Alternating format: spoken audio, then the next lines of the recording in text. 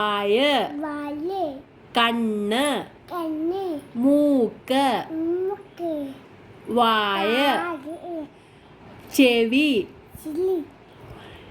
ഉടുപ്പ്, അമ്പലം, വീട്, സ്കൂൾ, പശു, ആന, ആട്, ആമ, പാറ്റ, ചിലന്തി, ചിരവ, പാത്രം, കപ്പ്, അലമാര,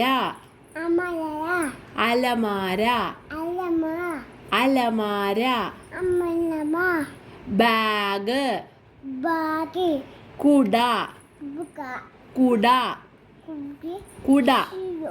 ബുക്ക്, പെൻസിൽ, പേന,